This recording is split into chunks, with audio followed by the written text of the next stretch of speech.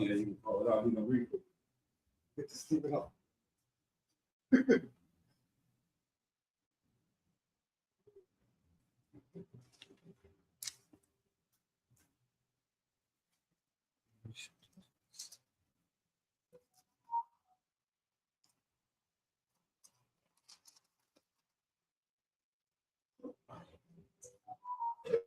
It's 28, 27, verse 1. Deuteronomy 27, verse 1.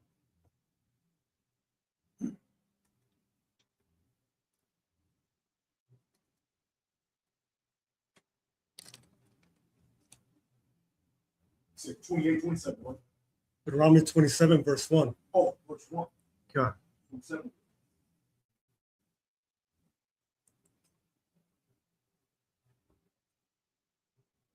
Ready? Shalom, Israel. We are the ISUK, coming out of 1 West 125th Street, Harlem, New York, under General Yohana. And since 1969, we've been teaching Blacks, Hispanics, and Native American Indians their true identity according to the Bible. Today, we're going to be teaching the book of Deuteronomy, the curses that our people are going through that pertains only to us. Let me go right straight into it. God. This is the book of Deuteronomy, chapter 27, verse 1. And Moses, with the elders of Israel, commanded the people, saying, keep all the commandments which I command you this day. God.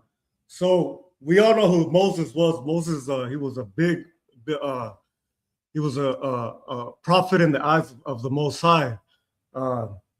He told us to keep all his commandments. He didn't say half commandments. He didn't say 1/3 of the commandments. He didn't say when you feel like obeying the commandments. He said all the commandments. That's right. Keep going, Baba Kasha. Come on, God. Verse 2. And it shall be on the day when ye shall pass over Jordan to the land which the Lord thy God giveth thee. Oh, Salaka. Let's go to, give me a second. Let's go into Deuteronomy chapter 28, verse 15. This is the book of Deuteronomy, chapter 28, verse 15. But it shall come to pass, if thou wilt not hearken unto the voice of the Lord thy God. Stop right there. He said, but it shall come to pass if thou wilt not hearken unto the voice thy God. Meaning that if you do not listen to the Most High, there would be punishments that would come upon you. Right.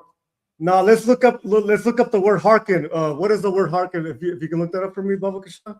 Go.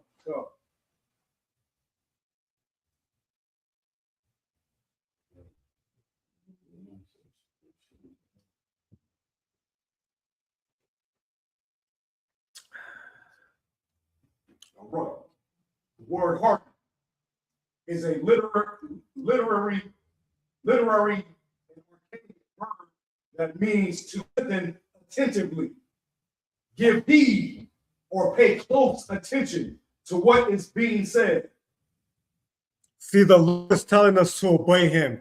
He's not telling us to halfway obey us, to obey him. He's telling us to fully obey him. Right. Let's go to the next verse. Keep reading. Keep reading. Yeah.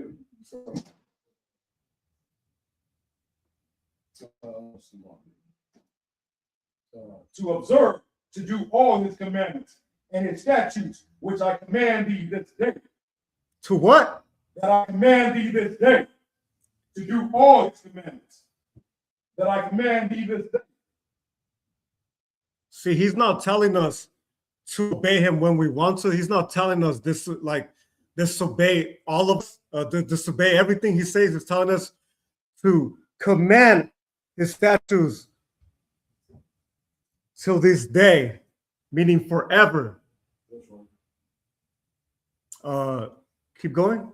That all these curses shall come upon thee and overtake thee. Verse 16. Stop right there, Baba. he said, this curses shall come upon thee and overtake thee, meaning that certain things will happen to us. We all know that blacks, Hispanics, and Native American Indians have been going through trauma, slavery, cops shooting us on the streets for no reason. Look what has happened to the Judite brothers. You know, their lights are out, they get pulled over, they get shot right there next to their wife. That's a curse from the Most High. We know that this pertains to a certain specific people. You know, it's nothing out of the blue. You know, it happens on the streets. Can you keep going, Baba Shah? Come. 16. Come. Curse. Verse 16. Cursed shalt thou be in the city, and cursed shalt thou be in the field. Stop that right there. We all know that the so-called Mexican man is working the fields for a long time, and we don't get paid pennies. The so-called black men worked in the cotton fields for a long time. They worked for free for 500 years. Now we wonder why the black man doesn't want to work for free. You know, many of these curses came upon us, and this happened. This was told to us thousands of years ago before it took place, right. Which the scriptures do not lie. Now these curses have been happening to us for this long. Like, why won't we understand this? I mean, it only happens to us. So I can, go ahead, keep reading. Verse 17. Curse shall be thy basket and thy store. Verse 18. Verse 18. Let me get Deuteronomy 28, verse 32. God. This is the book of Deuteronomy, chapter 28, verse 32. Thy sons and thy daughters shall be given unto another people, and thine eyes shall look and fail with longing for them all the day long. There shall be no might in thine hand. Stop that right there. We all know what has happened to us with the deportation going on, the ICE and all that. Even like about 100 years ago, you know, our kids were given into boarding schools. A Catholic church took our kids, you know, humiliated our children, raped our children, humiliated our people. Right. Nothing new under the sun, you know. Today now they're doing the same thing with the ICE police. You know, taking our kids away, giving them to detention centers, giving us little blankets, aluminum blankets, you know. How is a kid supposed to stay warm? Aluminum blanket. Think about that, for a minute. You know, our people are destroyed. You know, this curse only fit us. No way around. Let me get that Deuteronomy 28, verse 48 and 50. God. This is the book of Deuteronomy, chapter 28, verse 48. Therefore shalt thou serve thine enemies, which the Lord shall send against thee, in hunger, and in thirst, and in nakedness, and in want of all things. And he shall put a yoke of iron upon thy neck, until he have destroyed thee. Verse 49. Stop that out there, Robert. Sure. The yoke of iron, specifically, you know, the Judite brothers, you know, the so-called black men, you know, the yoke of iron was a thing that was prominent in the transatlantic slave trade. We all know that they have the yoke of iron on their neck. This is a specific scripture that gives us a sign that, you know, the so-called black man is the real Jew. You know what I mean? This curse fits us. You know, there's no way around it. Keep reading. God. Verse 49. The Lord shall bring a nation against thee from far, from the end of the earth, as swift as the eagle fly, a nation whose tongue thou shalt not understand.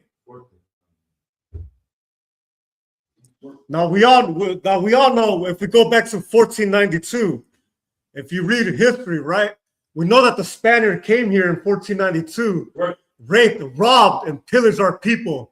Right. You know, it's not a secret. I mean, history lies to a certain extent, you know, but 1492 is something that's very vivid, you know. They raped our children. They took our culture away. They told us that we were Hispanics, Latinos. I thought Latinos were from Rome. That don't make any sense.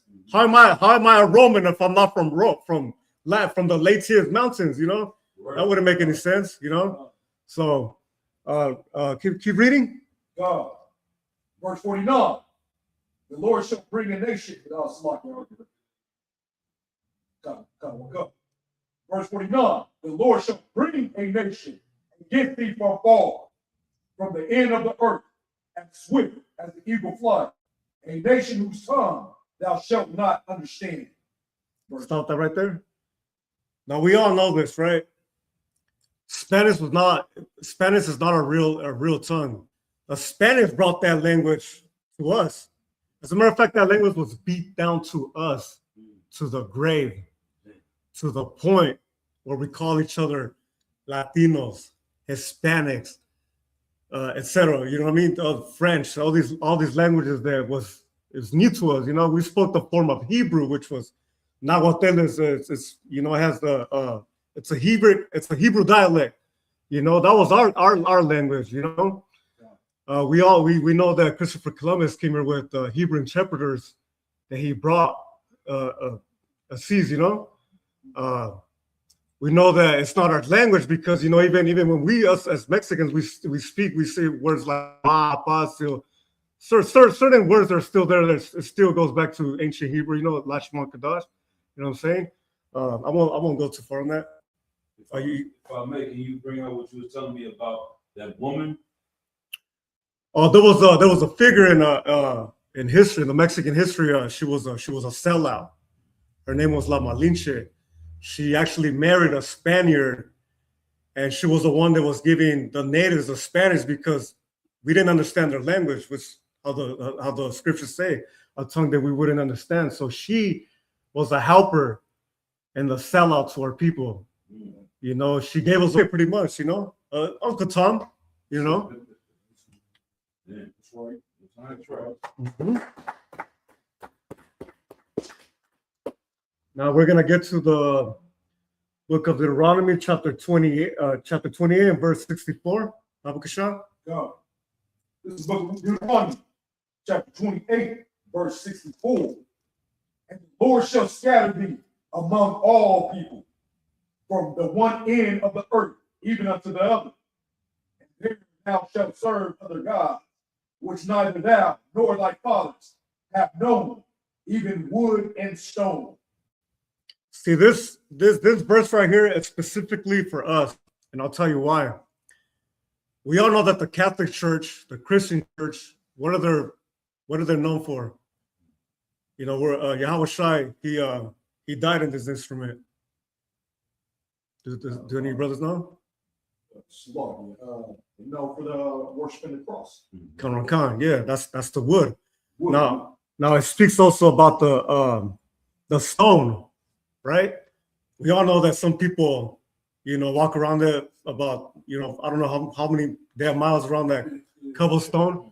What does that sound like? We got brothers in the Islamic world, you know, different religions that, you know, that they brought, and now we perform those type of we were into those type of religions, you know.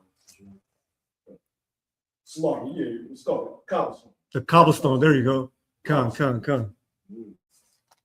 Now let's go into the book of Deuteronomy, chapter 28, verse 6. 28 and 68. God. This is the book of Deuteronomy, chapter 28, verse 68. And the Lord shall bring thee into Egypt again with ships, by the way whereof I spake unto thee. Thou shalt see it no more again. And there ye shall be sold unto your enemies for bondmen and bondwomen, and no man shall buy you. Stop right there.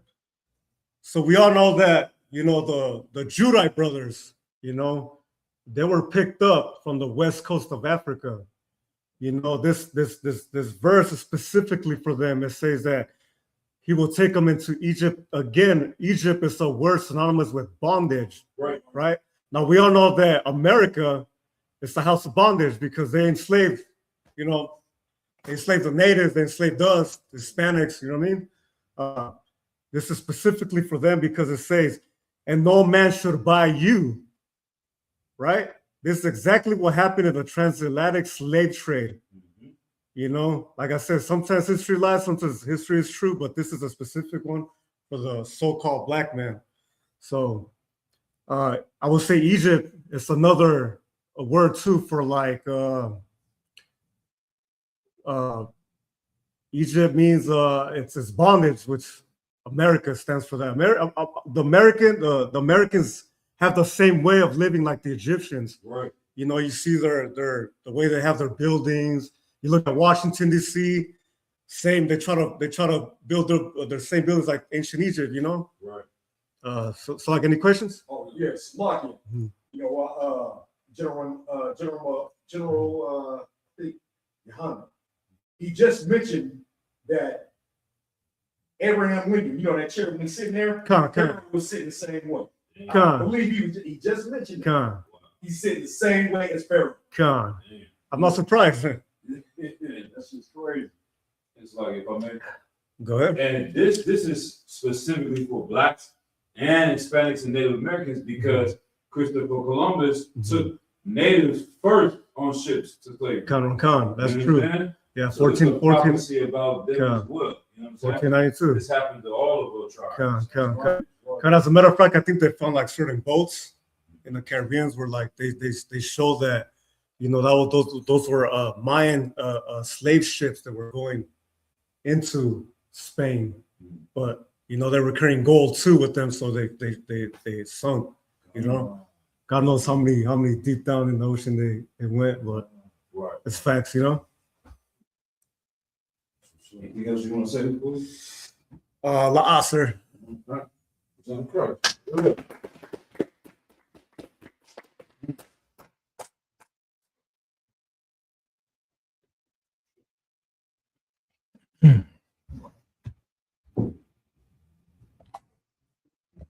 Most High Christ.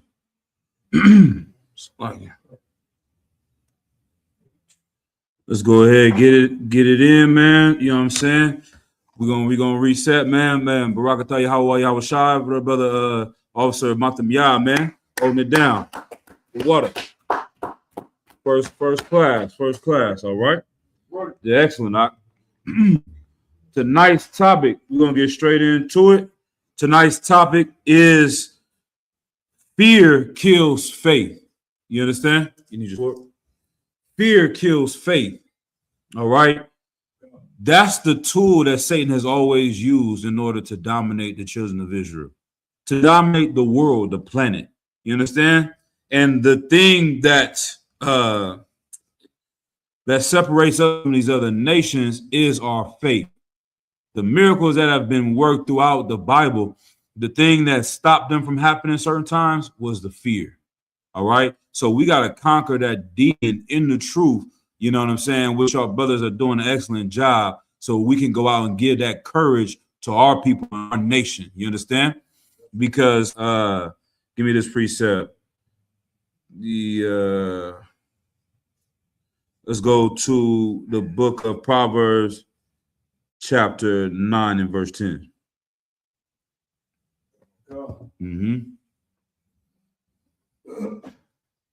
This is book of Proverbs, chapter 9, verse 10. The fear of the Lord is the beginning of wisdom. One more time. The fear of the Lord is the beginning of wisdom. The fear of the white man. Of the Lord. The fear of your job, losing your job. Of the Lord. The fear of your woman. Of the Lord. The fear of your children. Of the Lord. One more time from the top, all the way. The fear of the Lord. Beginning of wisdom. Wisdom. You want to gain wisdom? You want to have knowledge and understanding? We the Israelite school of UPK, right? That's right. Right? What does knowledge mean if you can't apply it? That's what wisdom is, when you're able to apply the knowledge that you're taking in. You can go to school all day. You can get 100 degrees. Somebody, Alexa, you working? Alexa, you working? Okay, she ain't working. Y'all know who has the most degrees in America? Which group? Go ahead. The white man. La Oh shit. Gotta be the Asian man. la. Who has the most college degrees as a group? I would say Black Hispanic American Indians. It's close, but it's a specific group. Let me see. I'll tell you. Let's see. So, okay. I believe it says, I heard it was black women. You understand? Really? Let me think. Let me see if I can find that. Let me see. Oh, man. Let me see. Where's that?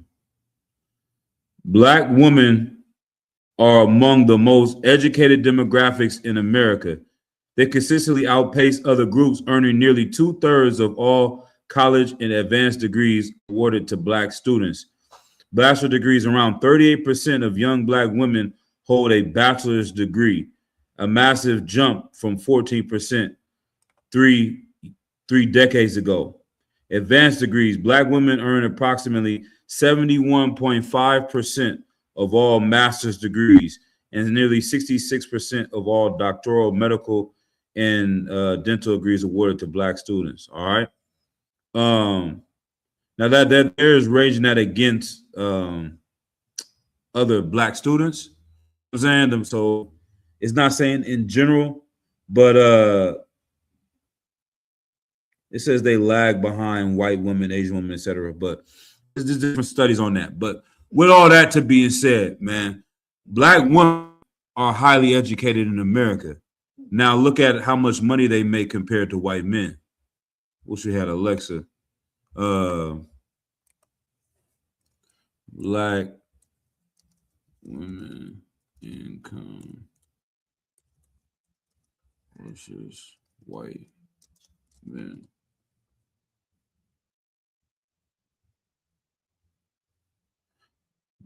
Nationally, Black women working full-time year-round earn approximately 64 to 69 cents for every dollar earned by white men, experiencing significant wage gap driven by compounding effects of both gender and race.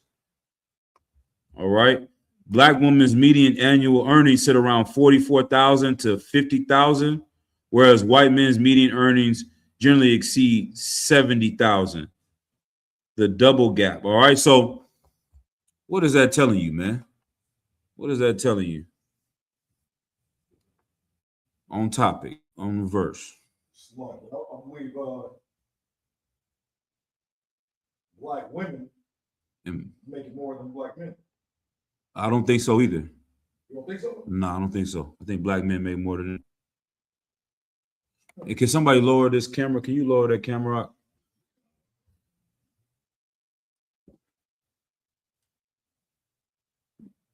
You keep lowering it all the way down. Just let it slide down. It'll be good. Yep. Let me see. It's like, yeah, that's the why. All right. Read it again from the top on the verse. Come on. This is the book of Proverbs, chapter 9, verse 10. The fear of the Lord is the beginning of wisdom. Right. So what does that say about our sisters?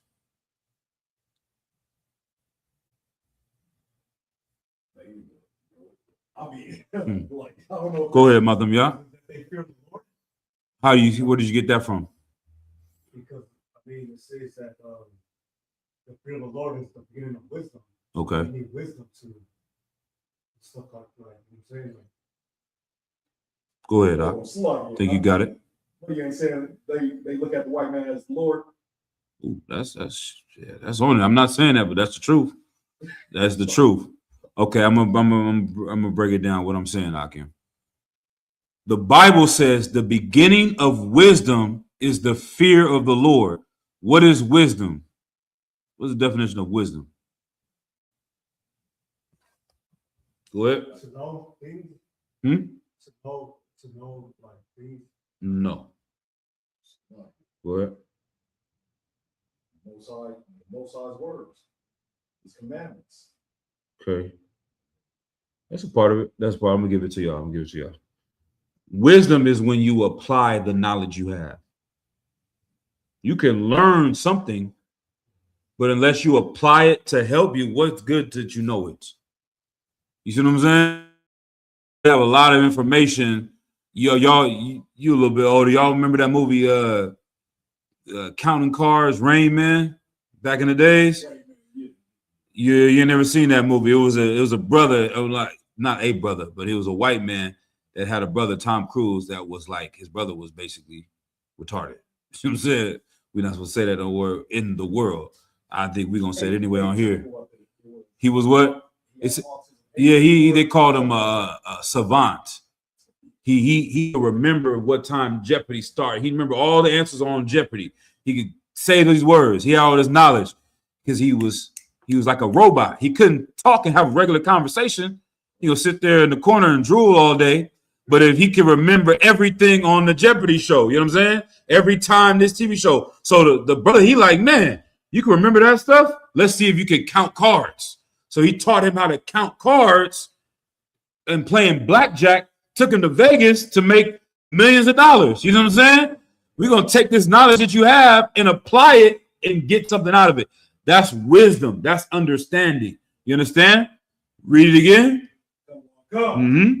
This is the book of Proverbs, chapter 9, verse 10. Right. The fear of the Lord, right, is the beginning of wisdom. Right. You want to be wise, you have to fear the Lord. Black women don't fear the Lord. They fear the white man. So they go and get his degrees. They go and pay hundreds of thousands of dollars a year to go to college, and they still broke. The ghetto is still destroyed. Our brothers are still going to prison. How is it that we have so many intelligent, quote unquote, intelligent women, but our community is destroyed? Because they're not wise, because they don't get their wisdom from the Lord. They get their knowledge from the oppressor. And he takes their money and further oppresses their people. You understand? So that's why we have to understand that what we're doing in here is the most powerful thing. This is the intelligent thing. It doesn't matter how much you know, how much knowledge you have. If you can't use it, that's what we used to deal with them Egyptologists all the time. Polite and all them. Polite can say a gang of words you never heard of. The platypus and the Mithraces and the, you understand, and the intellectualities of the Comic-Con. What was that? One fish, two fish, red fish, blue fish, brother. He's saying all types of words you've never heard of in your life. The Bartholomew gland, or what do they call it? Something. Yeah, something like that. Exactly. Who cares? You see what I'm saying? What's that gonna do to help get a nigga off of drugs?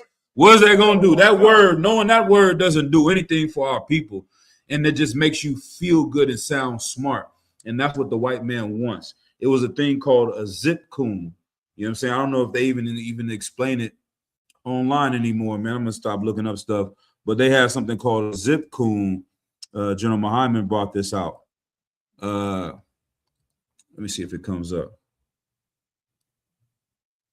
There we go. A zip coon is a deeply offensive 19th century racist caricature and blackface minstrel character. It depicted free northern black people as arrogant, lazy dandies who foolishly attempted to mimic white intelligence and manners, but whose intellectual efforts were portrayed as ridiculous. So they've got, let me see if we can hook this up real quick. Can we hook up the speaker to here real quick? Can you just lift it up on here? I'm plugging right here. Let me see if I can find a zip coon real quick. And then we're gonna keep going for the topic. So like I'll be getting carried away, but this stuff is hilarious, man.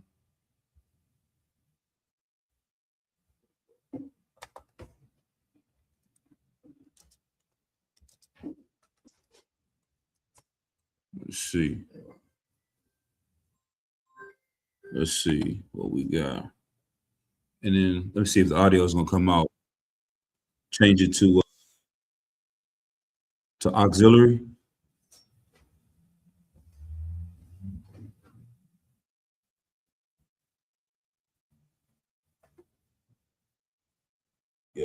That should be good. Yeah. I'm gonna share this.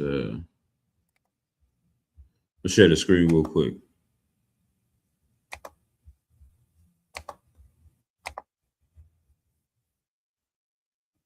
Scholar, old Zip Coon, he's a learned scholar.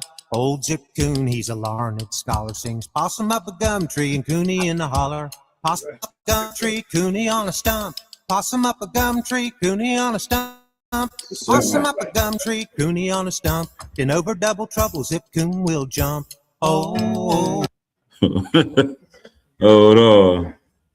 Let me see if they got any footage of one. Here we go. There we go. Let me see. This is one of them. Maggie Murphy's home. And now, two quiet people, Cotton Watts and Chick.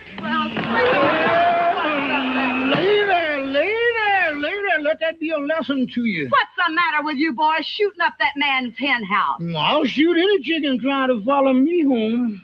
Well, why don't you get a job and go to work? You almost had me a job this morning. Where? I went down to the post office and that man could he let me have one of them jobs as a letter toter. No, Cotton, you mean a mail carrier. And the man...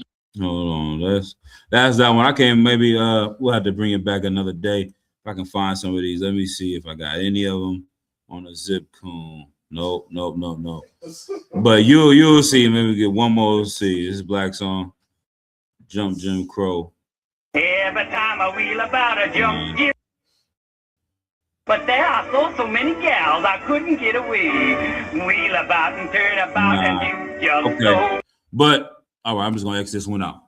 But if you would watch videos of the Zip Coon and how he was acting, he would try to sound highly intelligent, but he was dumb as hell. That's all it is. You know what I mean? If you look at Brother Polite and hear his conversation, it's a perfect example. A lot of them cats is 5%ers and they talk all the stars and the moon and what's the mathematics. They say all these words. You can't understand what the hell they're talking about. It sounds good to a dumb broad or somebody that's smoking weed, but none of that knowledge is helping them or our people. You know what I mean? And that's why we have to have a fear of the Lord in order to become wise. I may not have a whole, big vocabulary, but the things that we say in the truth, that matters. That's wisdom, because we can use this information to heal our people. All right. Let's go to the book of Matthew, chapter 6 and verse 24. The thing is, fear kills our faith. If you are in fear, then it stops you from moving forward and doing what the Lord made you to do, what he created us to do.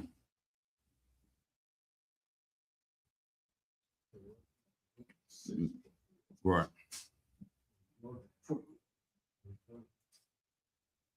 This is the book of Matthew, chapter 6, verse 24. Mm-hmm. No man can serve two masters. No man can what? No man can serve two masters. Keep going. For either he will hate the one and love the other. Right.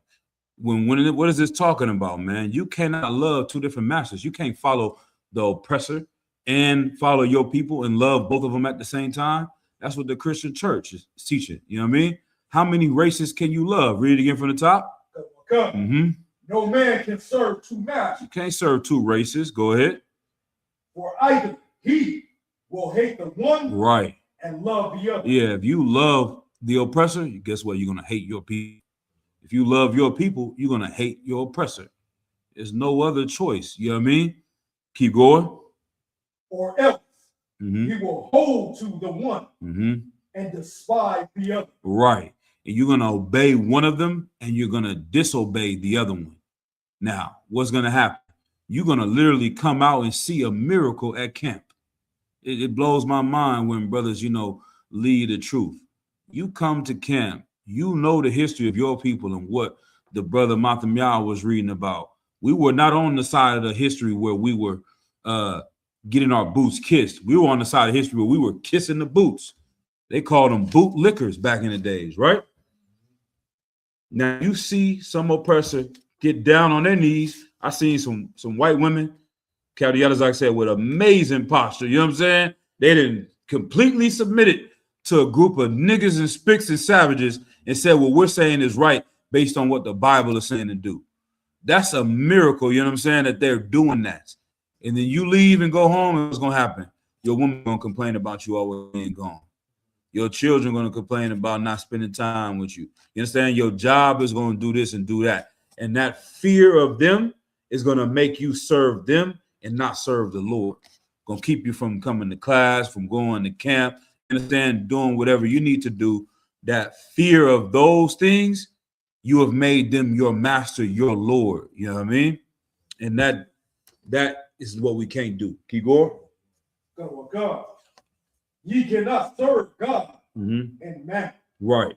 You can't serve God and mammon. That's money. Half the time, the slavery is the big one, you know, that they use to get you away from the work of the Lord. Oh, man, I got to take a couple extra hours. You know, I can't come to camp this week. At the end of the week, you're going to get an extra $11 on your check. You know what I'm saying? Extra $10 after taxes. They're going to tax you more because you work more. You're going to take away more money. And you know what? I'll send you the $10. I'll send you 15 just because. You know what I'm saying? Like we're not saying don't get money. We're not saying don't have slavery, but you gotta, you should get one that fits around your life and fits around the work of the Lord, not the other way around. You understand? That's what the heathens do. You think when the Muslims and it's Ramadan and it's time to pray, they bring in your black ass to come and finish working. They bring in your Latino ass to come in and finish the job while they go and serve their God and their culture and their people. You understand? Well, we don't do it, and we wonder why we stuck in these conditions, man. Keep going. God. Verse 25. Therefore I say unto you, take no thought for your life. Good night. Christ broke it down very simple. Don't take any thought for your life. That's not a slight thing. You know what I mean? He didn't say don't think about you. He just summed it all up. He's going to get into a little bit more specific, but don't even worry about your life. You do that, then you on the right path. Keep going. Go. What ye shall eat, or what ye shall drink, nor yet for your body. What ye shall put on is not the life. Is not the life more than meat, and the body than raiment? Right. Like, what are you worrying about this? You worrying about that? Isn't your life more than food and clothes? Do you think we was put on? I seen a brother online. He was about to have a breakdown. Young black brother, man, probably 18, 19. He like, man, how in the hell are we on a rock spinning in the middle of space? And the trees work in perfect unison with the birds, the trees and the fruit grows, and everything is able to eat in the ecosystem. And somebody said, let's come in and make up some money and then make you work for it to buy the things that are all free on earth. He's like, who created this? You know what I'm saying? We ain't gonna do nothing about it. He was just confused. He said, we're not gonna like burn this system down or whatever. I'm like, he got the right spirit, but he's hopeless because he doesn't know the truth of what we teach. You should feel like that. You should want the system to burn down. Why are we enslaved on earth when it's literally, like you said, everything is made to work in unison and we all should be fine? You know what I mean? They say one day they're gonna charge us for air. I'm waiting for that day. You know what I mean? That's when he's desperate. Go ahead, Are they doing it yet? Oh, yeah, damn. You ain't lying. And they got oxygen tanks too. They got oxygen bars. You know what I mean? We're not getting enough air. Yeah, they good nights. Yeah, the white man is the devil.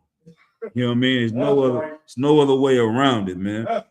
So what do you think? We just put on a rock to work at Amazon your whole goddamn life? That's what you here for? You put on this earth, the Lord, you didn't survive through 2,000, 3,000 years of oppression, 4,000 years of captivities to get here and cut somebody's grass. That's what your life is for? And go home and have a couple beers, couple of cervezas, huh? And that's it, huh? A little bit of cider, you good, huh? While your people is destroyed, man. That's not what you was made for. That's not what the Lord made you for. General Muhammad says it all the time. What he said? He said, Harriet Tubman said, I freed 1,000 slaves. I could have freed 1,000 more if they knew they were slaves. You the ones that know the truth. We the ones that know the truth. We got to go and free the slaves. We got to go and show them that that's your life is more than raiment. Keep going. Verse 26, I'm gonna walk up. Mhm. Verse 26. Behold, the fowls of the air, for they sow not, Right. neither do they reap, nor gather into barns. Yet your heavenly Father feedeth them. Right. Are ye not much better than me? Right. Like, is any bird walking around with the name Crow Ya'Allah? You know what I'm saying? The crow of the Lord. Like, they're not the chosen species. We are the chosen people of the world. The Lord chose Blacks, Hispanics, and Native Americans, and he makes sure the bird has food. So how are we stressed out and depressed all of the time, worrying about these things of this world? Read, keep going. Come. Verse 27. Which of you by taking thought can add 1 cubit into his stature? Right. What does that mean, Nayak?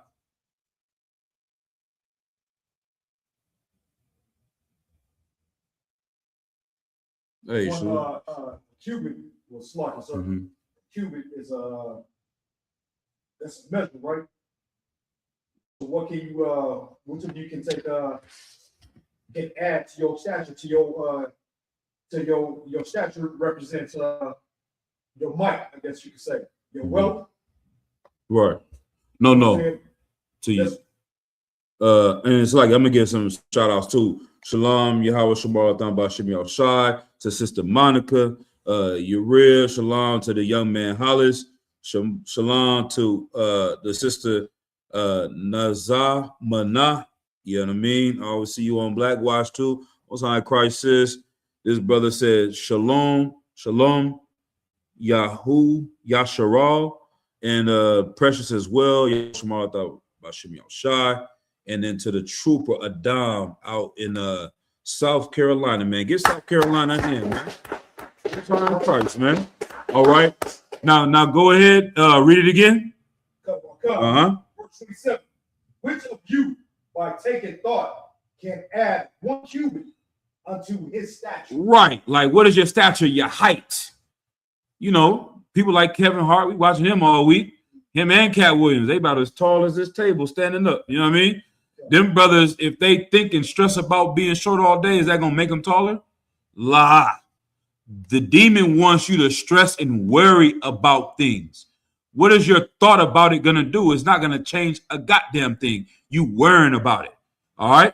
Go ahead. No, I thought it was figurative. Status, like status, huh? Yeah. I didn't know he was literal stature. Yeah, like you can't stress yourself into getting taller.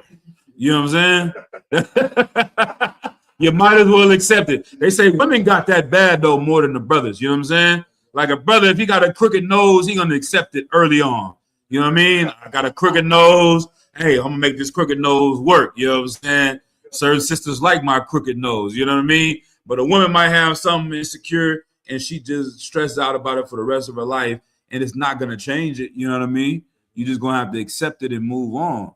And the situation you in, oftentimes a demon through fear is going to allow you to stress about it, and you never get out of the situation because you keep focusing on the situation. All right, keep going. Look up.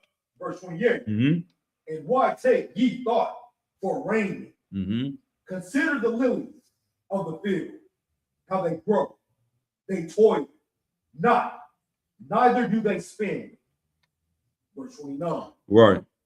And yet I say unto you Mm-hmm. that even Solomon in all his glory was not arrayed like one of these. Right. He's saying, think about a flower, how beautiful a flower, a rose, a lily is. They don't sew, they don't toil, they don't have a sewing machine to make garments for themselves, but they are beautiful in their own right. And guess what? That lily, that rose is actually more beautiful. Solomon was the richest man to ever walk the planet Earth. His garments was fly, dipped in butter, as we say in the Bay. Saucy, you know what I mean? Gold, everything. They said Solomon wasn't as fitted as one of these lilies. All right. But keep going. Go. Verse 30. Wherefore, if God so clothed the grass of the field, Right. which today is, and tomorrow is cast into the oven. Right. You heat up the grass out here is beautiful. Next day, you cut it down, you throw it in the trash, it gets burnt up for fire to heat up stuff. It's not that important to us on a day-to-day basis, but you look into the science and see all the photosynthesis and everything that makes this thing grow. It's an amazing thing. But if we don't really pay attention to it, keep going. God. Shall he not much more clothe you? Right. The Lord's going to make sure you have clothing too if he's going to make sure the grass has clothes as well. All right. Keep going. O ye of little faith. Of what? Of little faith. Right. Christ said if you had the faith of a mustard seed, how big is a mustard seed? A little sesame seed on the bun. He said you could move mountains, man. So the disciples was always coming into problems over and over and over again. He was checking them because they're seeing miracles. They walking day to day, seeing a miracle right in front of their eyes, seeing them heal people from the dead, raise people, you know what I'm saying? Feed people, all these things, turn water into wine, walk on water. But they lost faith and they didn't. Lazarus is the biggest one. He rose in from the dead. He didn't even follow Christ. You know what I'm saying? But we do the same thing to this day. Like I said, we see miracles all the time in the UPK. And then you lose your job and now you're stressed out. You understand? That woman, leave you. Now you're stressed out. You understand? You get put on child support. Brothers got that. And what? You worried about that? Man, fear the Lord, man. Find out what you're here for, why he put you on earth. Maybe you start serving the Lord. You know how quick it is for the Lord to take you from broke to rich? It can happen in seconds. You understand? But you got little faith. You don't believe. You know what I mean? Keep going. Verse 31. Mm-hmm. Therefore, take no thought, saying, what shall we eat? Mm-hmm. Or what shall we drink? Right. Or wherewithal shall we be clothed? Right. What does the Lord's Prayer say? Our Father who art in heaven, hallowed be thy name. Yahweh, thy kingdom come, thy will be done in earth as it is in heaven. Give us this day our daily bread. That's it. You ate today, you good. Don't worry about tomorrow. Don't worry about a month from now, 10 years from now. I'm supposed to be this point in life. I'm 30, I'm 40. I'm supposed to have. Nah, man. Keep reading. Verse 32. Mm-hmm. For after all these things, right, do the Gentiles seek. Yeah, the Gentiles think I have to have this by this age. I got to have that by that. I got to be in this car. I have to have these clothes. I have to have this house. You understand? Your grandma had 17 people in the household, in a 3-bedroom household, and everybody was happy. Now you in a little mini mansion with you and a little dog, depressed as hell, stressed out. Why is that? You know what I'm saying? Because you had a spirit of a white man. You have a spirit of a white man. What makes a white man that got millions of dollars still kill himself? Like, who has the highest suicide rates? You know what I'm saying? Millionaires. These devils is living in $1 billion. They got billions of dollars to their name, and they own every drug under the sun. You seen Elon? Y'all seen Elon Musk stressing out next to the president? He was tweaking. He was gritting and rolling his eyes. He in there on all types of drugs. You understand? Because the Gentiles, no matter where they get, they're never happy. They're never content. You understand? You had a mindset of a white man when you think like that. Go ahead, Doc. It's like, if you really think about it, like numbers never end. Right. It's like the more they get, the more they want. They're never satisfied. Right. What? Give me that precept, matter of fact. What's the precept, Nia? Satisfied. Mm-hmm.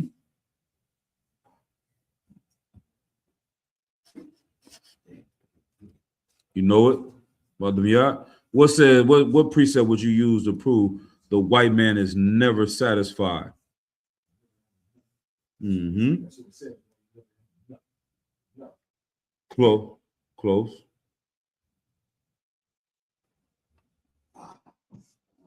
I got it. Go ahead and read.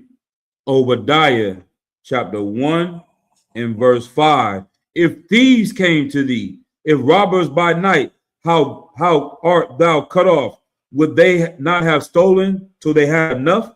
If the grape gatherers came to thee, would they not leave some grapes?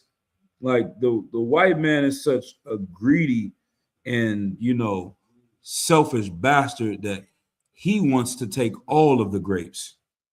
If he robs you, he's taking everything.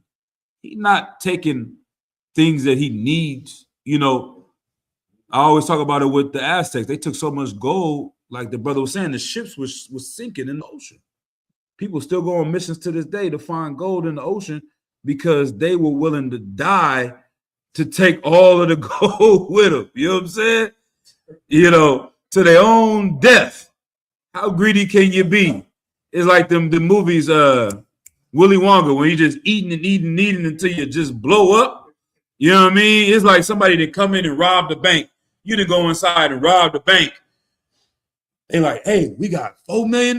We got $40 million in the car. He like, nah, bring some more in here. Bring some more. They like, we gotta go. We gotta know. Let's get out of here. The police is coming. Alarm. Damn that. Put some more in here. So much money you can't even see out the glass. You just drive and try to look out the window. Money flying all over the place. You boom, crash, flip, die. You know what I'm saying? That's the white man. That's America. That's Donald Trump. You know what I'm saying? They have everything, but we hate Latinos. So guess what? We got to treat them like animals. We got to put them in cages. We have everything. But you know what? If they arrest somebody, officer, push his head against the car. Don't be nice. Rough him up. Why you got to do that? What are y'all mad at us for? Commander Yana said it the other day on Black Watch. He was like, the North Koreans is going to war with America. The Chinese hate America. The Russians, the Arabs bomb 9/11. Why y'all hate niggas so much? What do we do to y'all? Even the things that they say we do, what do they say that we do all the time that white people don't like us? What is it that they say they don't like about black people? Steal, Yep. kill, Yep. Basically, yep. Issachar, chick and us. Right. What? Clinton called us super predators. Right. Right. Raiders, Right. Trump said that shit. Yep. They say we kill. That's the main, and steal. You know what I'm saying? Like even in that, right? The reason why we're killing and stealing is because of the conditions they put us in and the things they took away from us. Right. So if they was at least straight up, they would say niggas steal a lot, or even though we don't compare to them. Let's just say they were saying steal a lot. They kill each other. The reason why we do it is because of what y'all have done.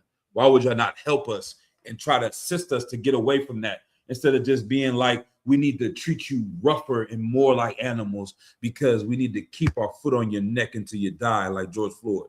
Go ahead. And it's like they say that shit, right? Right.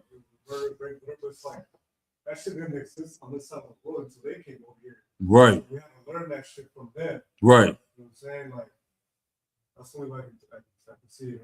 Exactly. And give them a hand. You know what I mean? That's, once again, they use the power of money to instill fear into you. So now that you have to have these things and you're always chasing after them in order to survive. And that fear, they want to put themselves in the position of the Lord. You see what I'm saying? That's why they say fear is the beginning of wisdom. If you don't fear the Lord and you fear me, then what does that mean? I am who? If you don't fear the Lord, the God, the Most High God, and you fear the white man, who has he become? Your Lord? And what else? Another word. There you go. Both y'all in. Yeah, you made the white man your God. You know what I mean? When he says go, you doing it. You hate to see your woman do it. You, babe, can I get a water? I ain't getting you no water. Babe, can you just shut your mouth? I ain't shutting. Babe, can you take those clothes off and put these clothes on? I ain't grown. I ain't got no, you ain't my daddy. soon as she get to work. Hey, Shaniqua, your skirt is a little high. We're gonna need you to wear a black skirt, put on these shoes, and yes, sir. she gonna instantly do whatever he tell her to do. Hey, yeah, you're 5 minutes late. We need you here at 10 o'clock. You know what? 10:45 is on time. 11 o'clock, you're late. You understand? 10:05, you're getting a write-up. 3 of those, we're firing you. You understand? Like, they are going to obey them because he is their God.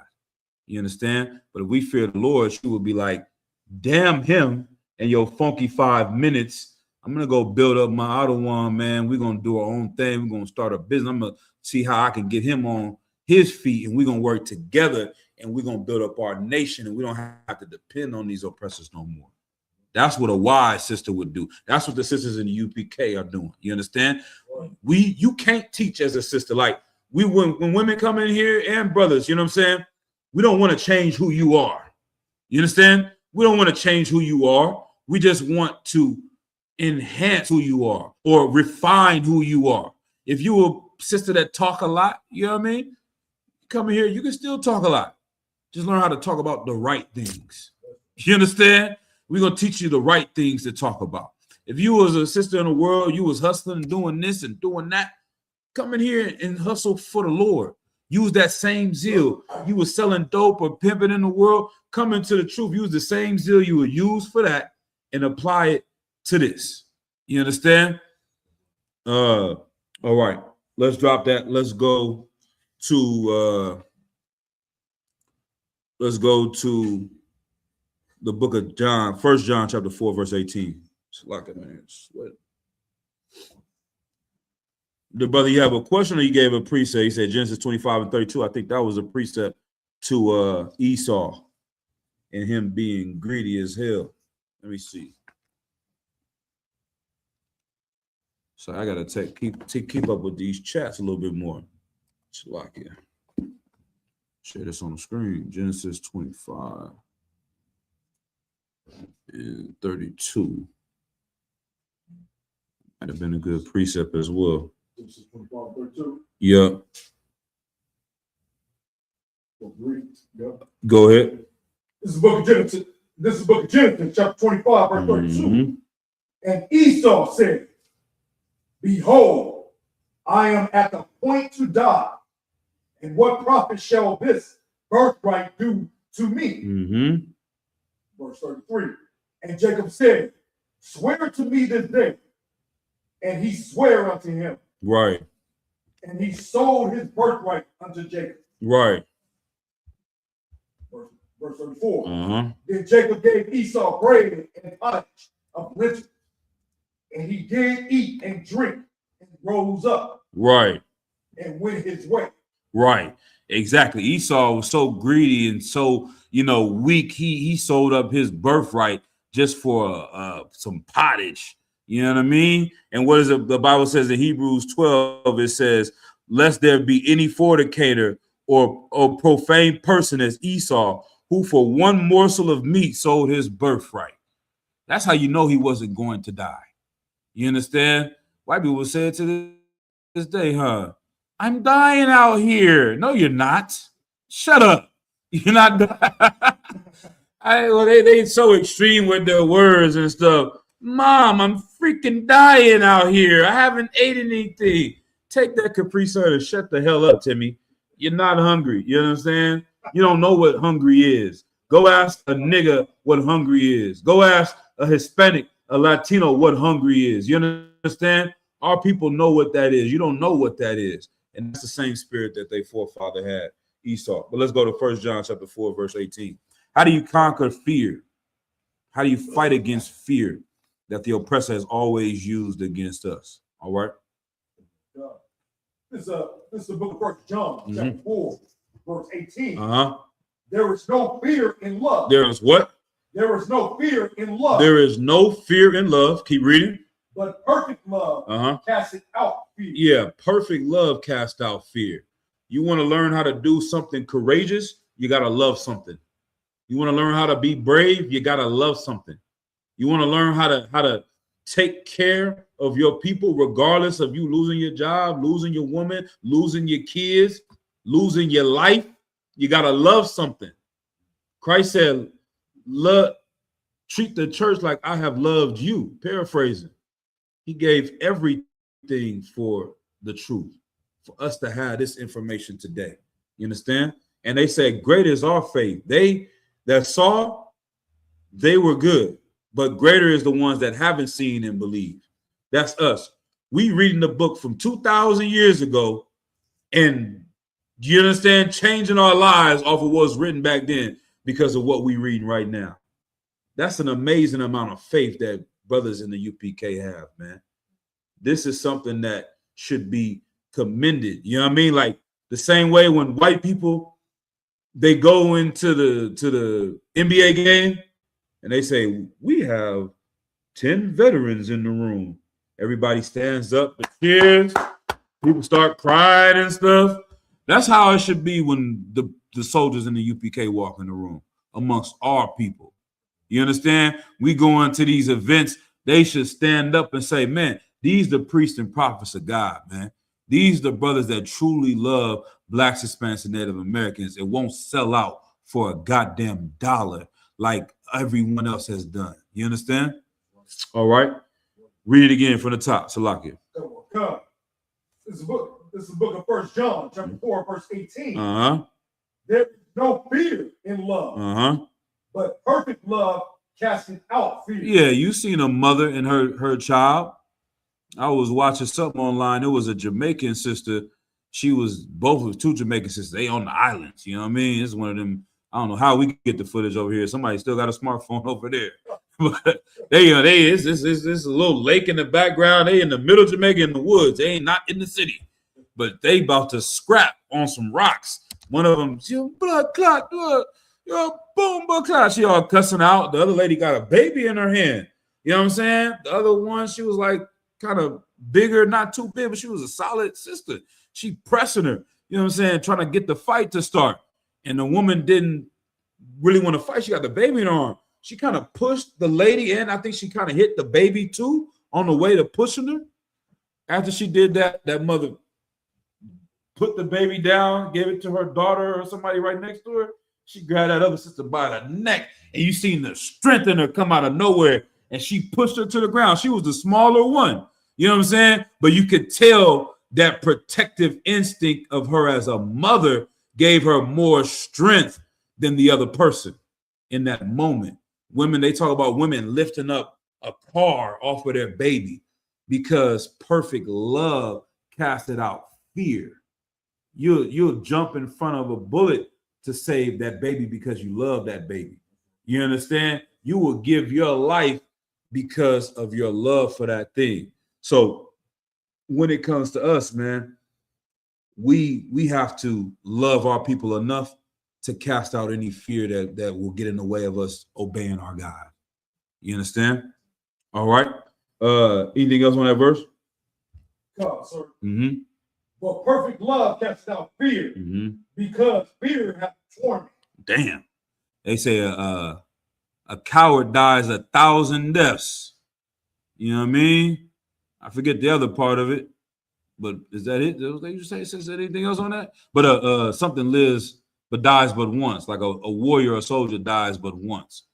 Like a coward dies 1,000 times because they'll do anything to get out of it. They get scared. They'll please give my life. I won't do it again. Just let me go. And you get away. The next thing you know, you're in the same situation again. But please. You know what I'm saying? I won't. It's like, man, a soldier gonna die but one. Oh, you got me? Then fucking shoot the gun then, nigga. You a bitch. And go out like a man, you know what I'm saying? Like torment, fear brings torment. That's the constant stressing of life about these things that we talked about earlier today. You know what I'm saying? That's why Christ left this for us. If you don't worry about none of that, you don't even worry about your life. He said, don't worry about your life. You can do that. You good. What more is than life is life. You stop worrying about that, then what the hell are we talking about? You know what I'm saying? Brothers do it all the time in the world, man. You know, Yashikar Ben Yashikar said, he was like, man, I was ready to die for less in the world. I don't want, you know what I'm saying? For someone looking at me the wrong way. You know what I mean? You ready to go to jail for life for that. And not worry about it. You know what I'm saying? So what can we do for the Lord, man, with the same zeal, man? Amazing work. All right. Let's that's just on that, right? Oh, please. He that feareth is not made perfect in love. Damn. He that feareth is not made perfect in love, man. What's the most important commandments? Love the Lord your God with all your heart and all your soul. There's no room for that other master. And love your brother as you love yourself. Love your neighbor as you love yourself. That little kid in Guatemala that didn't eat last night, you need to be thinking about him. We got more work to do, Akim. That little kid in Haiti last night that got abused because their father died, we got to think about that kid, man. We got to have perfect love for them and see what can we do to build up our zone, get more brothers in the school, teach more people to save more lives. You understand? That's what we got to do. All right. Read that last part again. That was heavy. God. He that feareth is not made perfect in love. Yeah, he said, be ye therefore perfect. You want to be perfect? You're going to have to love something more than yourself. You're going to have to worry about something more than yourself. That's what the white man does. He wants you to think me, I, this. Life is about warfare. It's about sacrifice. Right. The way they built up and took over the world is because they love their people, Hakim.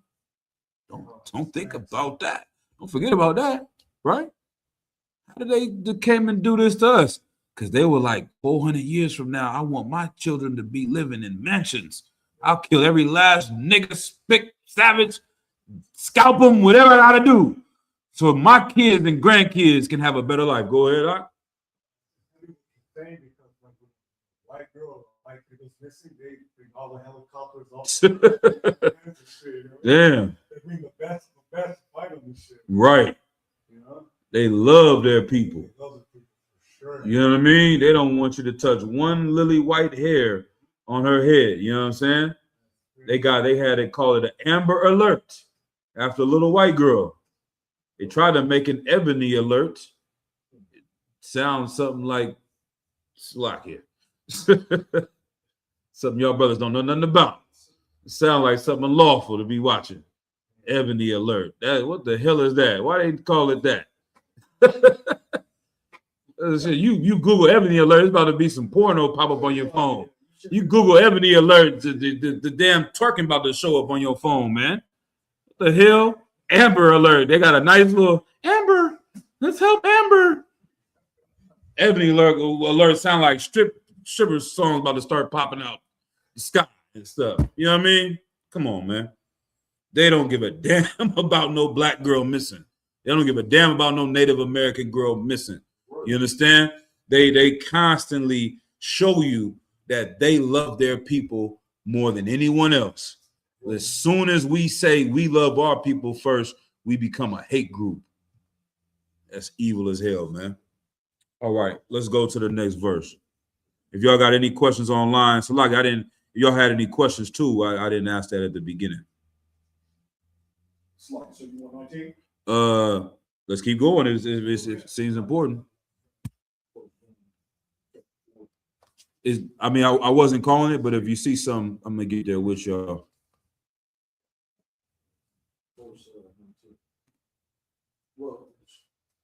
Let me see.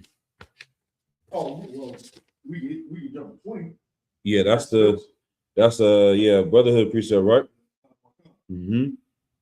This is book of 1 John, chapter 4, verse 20. Mm-hmm. If a man say, I love God, and hated his brother, Right. he is a liar. Right. For he that loveth not his brother whom he hath seen, how can he love God whom he hath not seen? Right. He's giving you all the game on how to not fear a goddamn thing. You understand? What do I mean by that? You loving your brother who you have seen is how you love the Lord. You understand? And having brotherhood is what we say is the same thing, having love for one another. That brotherhood is going to allow you to say, okay, I'm tired, but let me keep going. You understand? I'm going through this, but let me keep going. I remember we were on a trip. I was young in the trip. I was just like, I might have been just an officer, a 50. I think I got raised up to a 500 that weekend. We was out in Seattle, man, with Captain Kwong. It was me and him riding. He had the rental car, and we went out on a mission. Like I said, we was there. Let's say we got there Thursday night. We went and did certain things. Friday night, we went out with the brothers. We were doing this mission. Saturday, we had camp. We left camp, went back to the brother's house. We up all night till 5 in the morning.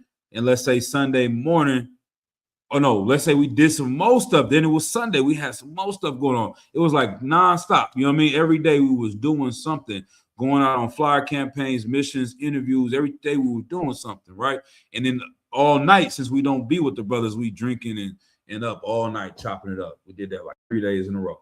And he said, yeah, I'm about to get on this plane, fly to LA, you know what I'm saying, to Southern California. I got to go to work as soon as I get off the plane. You know what I'm saying?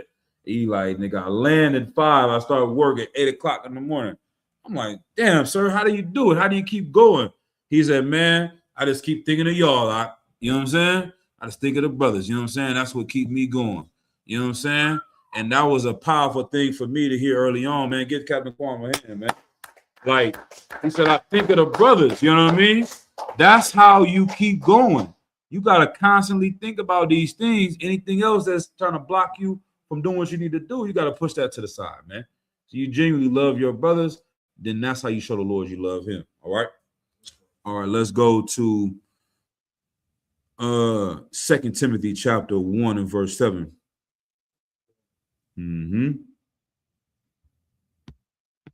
Because, yeah, we'll let the verse break it down.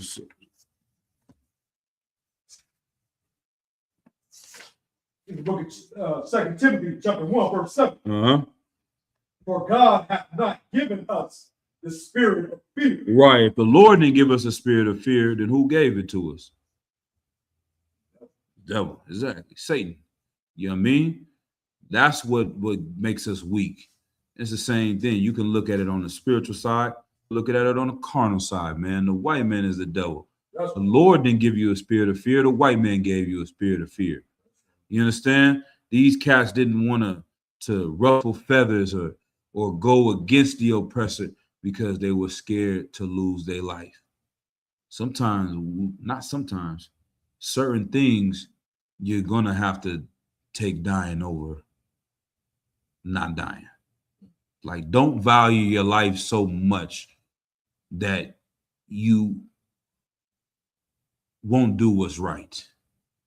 Like, you're not supposed to let some white man come and sleep with your wife and then get up and go to work in the morning. You know what I'm saying? They beat that out of us. They raised us up. You know how they did that, right, though?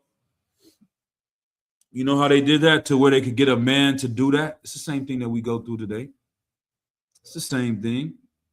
How does a child grow up and become a pimp and glorifying his woman being a whore and sleeping with other men for money?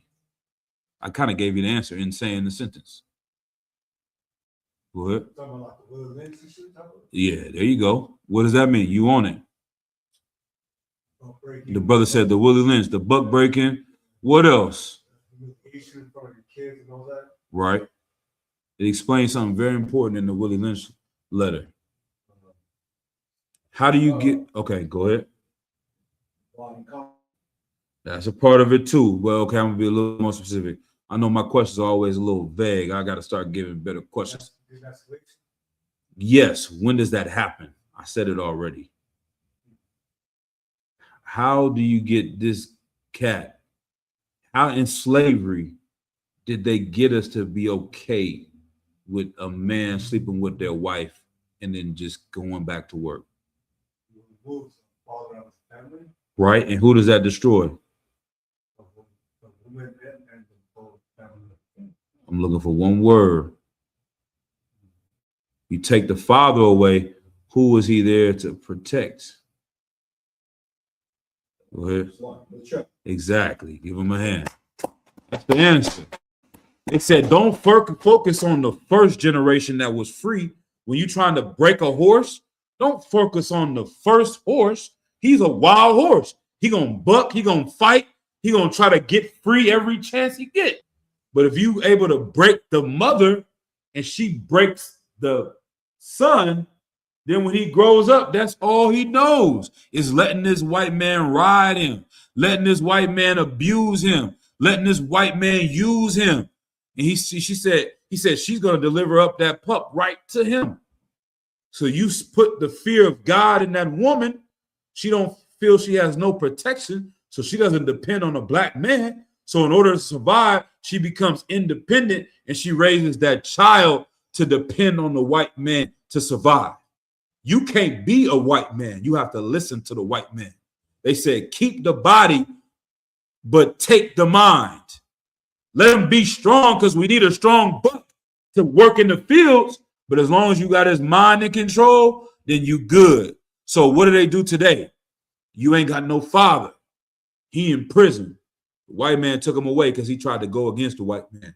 You listen to that white man. Go join the football team and listen to a white man yell at you and tell you what to do. Now he gonna keep you strong, keep the body, but he got your mind. You try to speak up for your people. Oh, no, we ain't kneeling out here. You want to make some good money?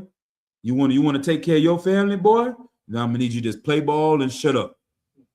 And also let me fondle with your butthole a little bit. Sandusky.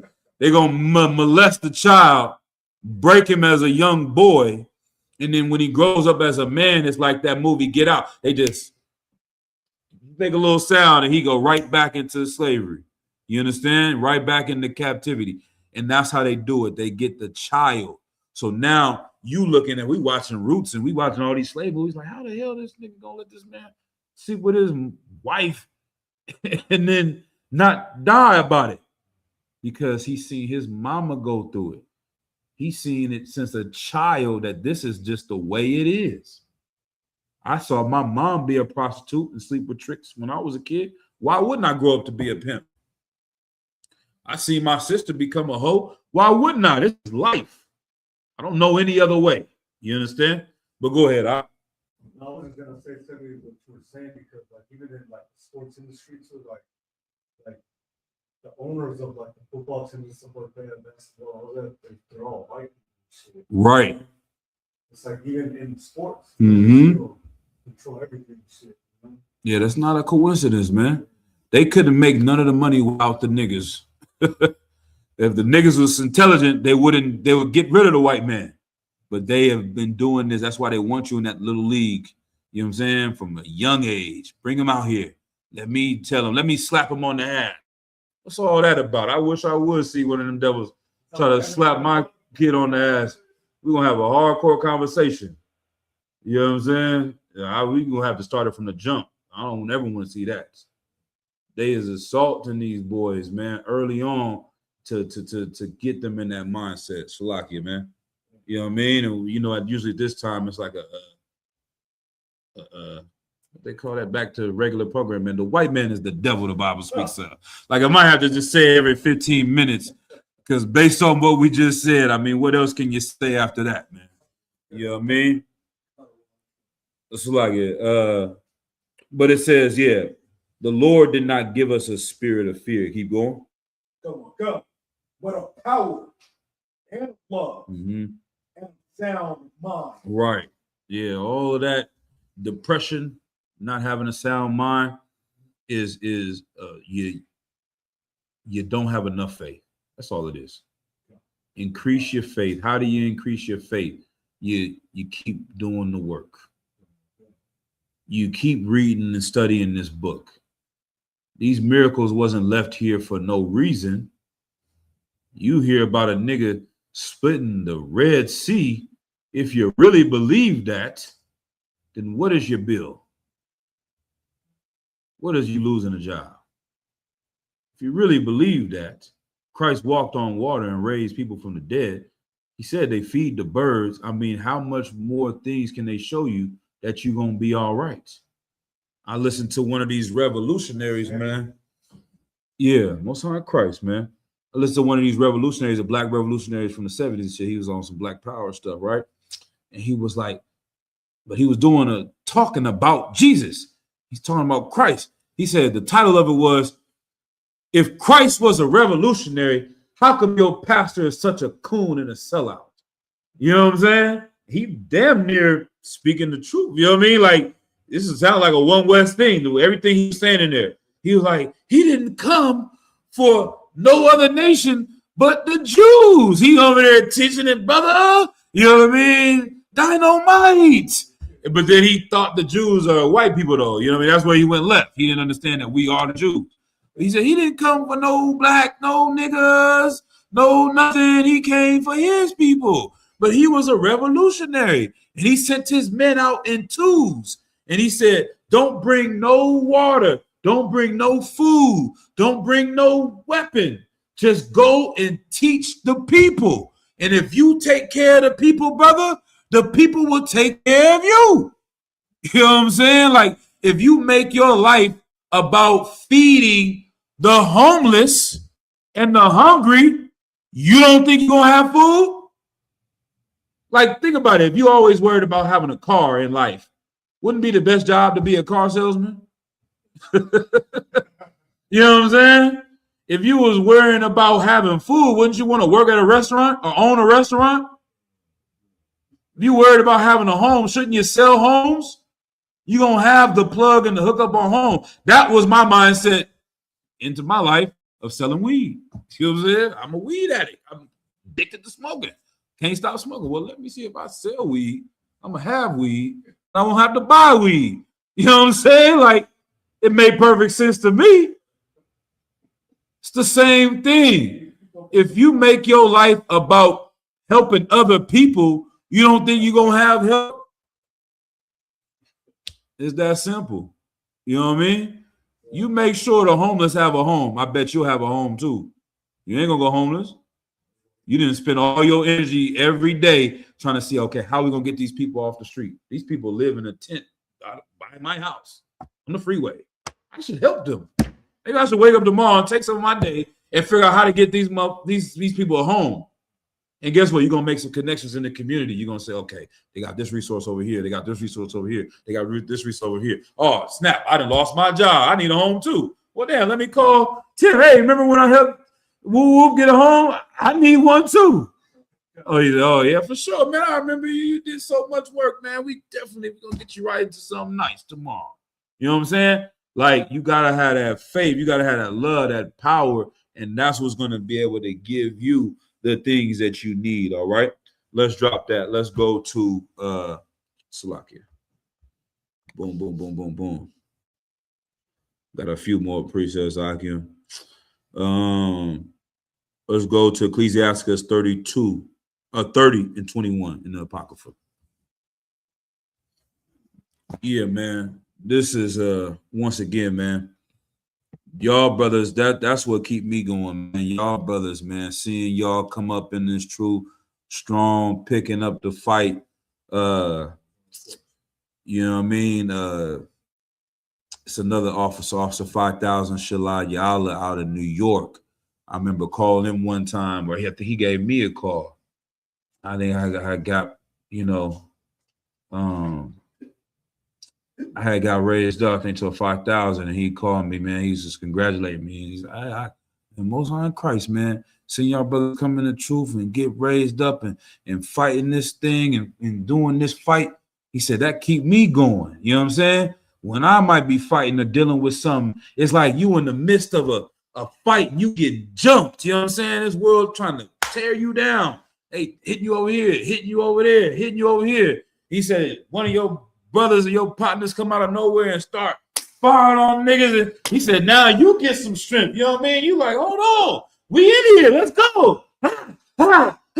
And we fighting together. You know what I'm saying? That's y'all brothers, man. We in here. We in the library. You know what I mean? Open. It's nobody there. You know what I mean? We need a building. We can't pay for the building without brothers. You know what I'm saying? We can't You see how it is in the library. We can't yell. We can't curse. We can't burn incense. You can't drink liquor.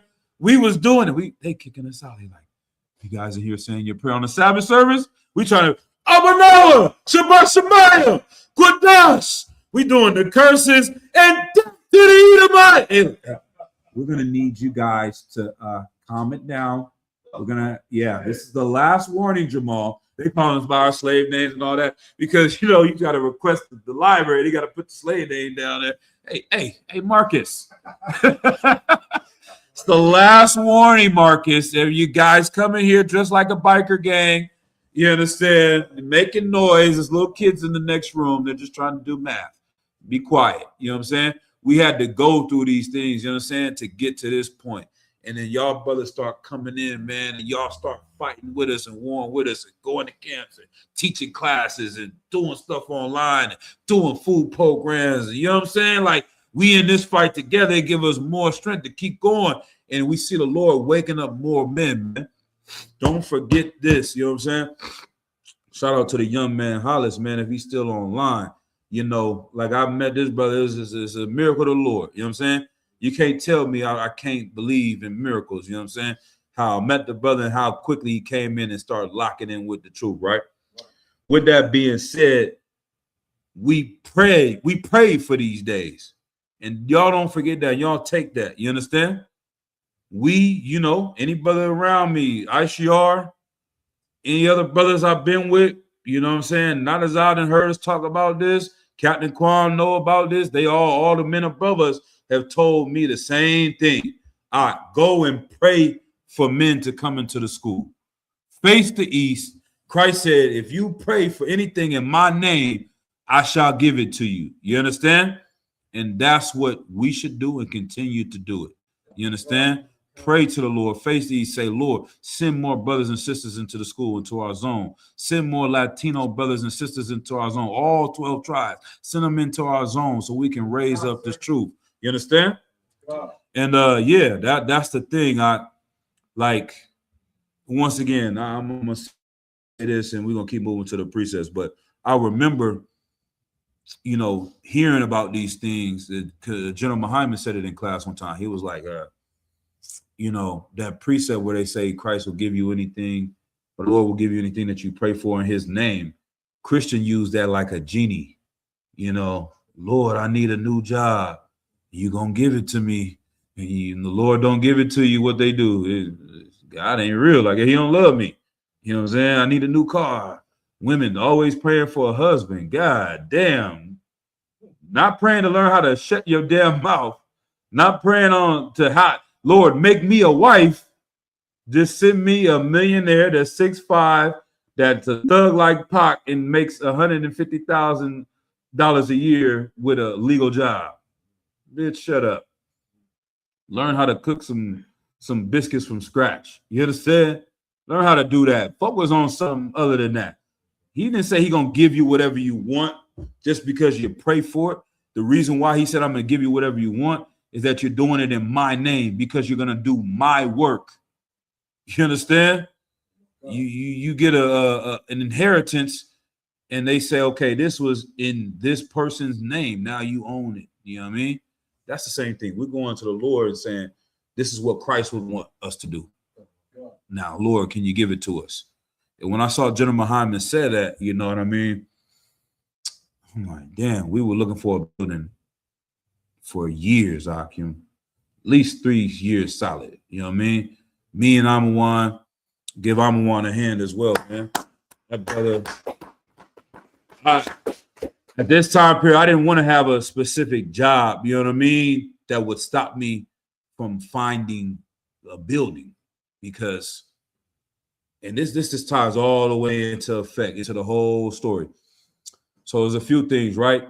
So I was doing little Amazon packages. I'm like, hey, man, I'm not making no money, but I'm going to have time. If the people say we need you to come and look at the building, they say random times, 10 o'clock on a Thursday. We need you here at 1 p.m. on a Tuesday. You know what I'm saying?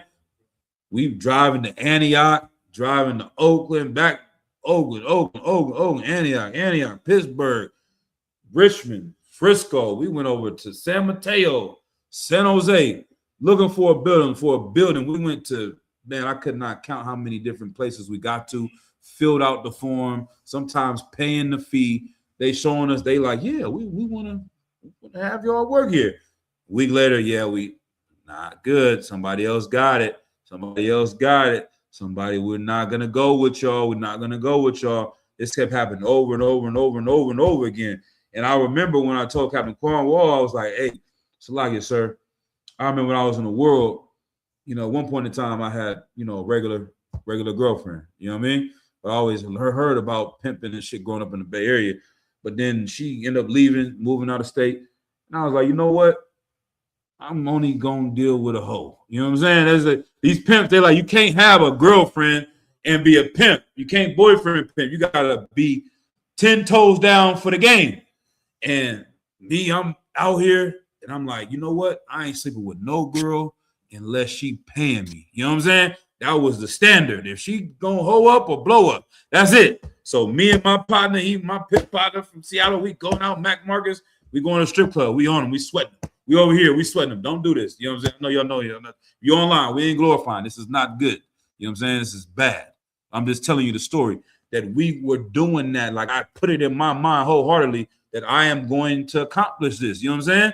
And eventually end up getting one. You know what I'm saying? And I end up getting another one. And she leaves. And I get another one. And then I got what I wanted. I said the same thing I said to y'all earlier. I said, if I could do that in the world in evil and wickedness and filthy disgustingness, you know what I'm saying? Then I can apply that same zeal to hearing the truth. So I said, you know what? I'm going to keep going to get a building. And we not going to stop until we get one. And you understand? And it wasn't until we came to this building. It was like a week before I watched that class with General Muhammad. And me and I, when we saw this building, we like, man, the rent is cheap. It's right here. This the spot. We sent the footage to Cap.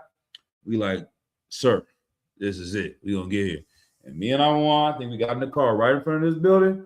Before we left, he said we're gonna say that prayer. We pulled up that verse. You understand? Matter of fact, somebody pull up that verse.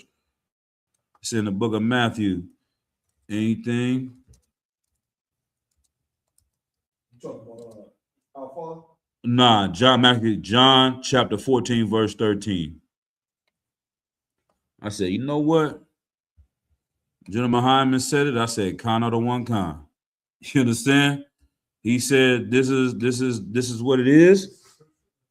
John chapter 14, verse 13. This is the book of John, chapter 14, verse 13. Uh-huh. And whatsoever ye shall ask in my name, that will I do, that the Father may be glorified in the Son. Hold on. Go to verse 12 real quick. Oh, no, wait. Yeah, go to verse 12. All right. This is the book of John, chapter 14, verse 12. Verily, verily, I say unto you, he that believeth on me. That he do what? Believeth on me. Have faith in Christ. Go ahead. The works that I do shall he do also. Oh, yeah, he said that. Remember that when the devil fires you. Remember that when he repos your car. Remember that when the bitch tries to put you on child support. Remember that when the doctor says you got this disease, Akim. Remember that. Read it again. God. Verily, verily, I say unto you, he that believeth on me, the works that I do, shall he do also. Yeah, when Captain Yadazak asked Commander General Yohana, Christ said that one day we'll heal the sick and we'll raise the dead. We'll do the things that he does. When will those things happen, my Lord? He said, Commander Yohana said, who said those things haven't already happened, Doc? And walked off. Who's saying those things hasn't already happened? You know what I'm saying? These men of faith here in the UPK read this and believe it. We say it every Sabbath. The power to cleanse the lepers, to raise the dead, to heal the sick. Do you believe these words? Do you have faith? Are you going to let a fucking bill stop you from doing the work of the Lord? You're going to let a job stop you from doing the work of the Lord? You're going to let a woman stop you from doing the work of the Lord, man. He said, you're going to do more than these things. You're going to do these things. Keep going. And greater works than these shall he do, Right, because I go unto my Father. right. Verse 13. And whatsoever ye shall ask, And what? whatsoever you shall ask, Right. She read this in the church and thought that was talking about a Bentley. She didn't read the second part of the sentence. He read it and thought that was talking about some Balenciagas or a Ferrari or a 5-bedroom mansion. He said, whatsoever I ask, read, in my name, in his name. that will I do. They close the book right here. And they say, Lord, give me a green Bentley with rims and spinning everything. 2 white women and a partridge and a pear tree. You understand? And a white picket fence and all the cocaine I can snort. They closed the book right here. They forgot to keep reading. Keep going. That the Father may be glorified. That what? That the Father may be glorified. That green Bentley ain't going to glorify the Father, Akim, Akwathian. You getting another husband that got a 6-figure job, woman, is not going to glorify the Father. You're not praying for that. You're praying for yourself. He said the thing that you should be praying for should be to glorify the Father. Keep reading. God, in thy Son. And the Son and Christ. Keep going. Verse 14. If ye shall ask anything in my name, I will do it. Me and Amawan, you can call the brother. We stood outside here in the car and we read this verse and we prayed to the Lord that he give us this school, Akim. You understand? Barakatah Yahweh wa Yahweh Shah. You understand? Now, this is the thing. This is how the Lord works. There's more to the story because a week later, the same Asian lady that run this building emailed us and said, we don't want you to rent here because of your religious organization. And that one, I'm like, man, I knew the Lord was going to give this building to us. Like we was in the middle of a major council, and when that got the call and Cap said that, I'm like, damn, I knew he was getting this one. I just felt it. You know what I'm saying? But I was like, oh, well, but I'm still believing the Lord. I start calling Sacramento. We was going to have a building in Sacramento. Not as I had one, we was getting close to getting that one. So I got on the phone. We start calling out. I'm like, hey, well, on to the next. Kamama didn't take that no for answer. He said, what? This is what they emailed us? It's illegal in the state of California, according to Section 2.39, to tell someone you deny them housing or renting based on their religious belief. You will be hearing from our lawyer on Monday. Yeah, the next day she emailed back, we need you to sign the lease on Monday. You have until 1:00 p.m. to sign the lease. Yeah, you have until 1:00 to sign the lease. They tried to rush it because they wanted us to miss that deadline and bring deposit or rent. If the Lord didn't put the spirit on this dumbass Vietnamese woman to send that racist letter to us, we would have never gotten the building. But he put a racist spirit on her because all the other 30 buildings we went to felt the same way. They Googled the UPK and they denied us from having rent, but they didn't give us the reason why we weren't getting no places. We had the money. We had the information we needed to get a building over and over and over again, but they kept denying us because they knew what we taught. You understand? But the Lord put that spirit on her to actually press send on the email saying some of this shit like that. And that's how we got this building. You know what I'm saying? And that was the Lord, man. Give Kamama the hand, man. That's how we in here. Now, how are we going to get the next one? Because we've outgrown this one. You understand? Do you have the faith the Lord's going to do it? We read about this all the time, man. How you get the faith is by studying this book and loving your brothers, man. All right? Now let's go ahead, man. Where we at? Ecclesiasticus. It's like, so you said 30? 30. I think 30 in verse 21. This is what Ecclesiasticus chapter 30, verse 21. Mm-hmm. Give not over thy mind to him, Mm-hmm. and afflict not thyself in thy own counsel. Right. Give not thy mind over to heaviness, man. That stressing and all that, don't do that. And the main reason why a lot of people go spiraling down into depression is because they give themselves their own counsel. They're listening to their own thoughts. You can't have this gonna go wrong. That's gonna go there. You're with a demon and he's having a conversation with you. You're listening to it and you go further and further down. Keep going. Verse 22. The gladness of the heart is the life of man, Mm-hmm. and the joyfulness of a man prolongeth his days. They tell you that all the goddamn time. They say the white man age like bananas. You know what I'm saying? I met a Edomite. He said he was 35 years old. I could not believe it. I could not believe it. You had to be no younger than 56 years old. You know what I'm saying? But their stress and all the things they worrying about, that's killing them. You know what I mean? The Bible is telling you things we knew thousands of years ago, that stressing is killing you. What we do when we with the brothers, man? We laughing and joking all the goddamn time, man. That prolongs your life. That keeps you going. You're by yourself, stressed out. You dying. You gotta be with the brothers. It's brotherhood. All right, keep going.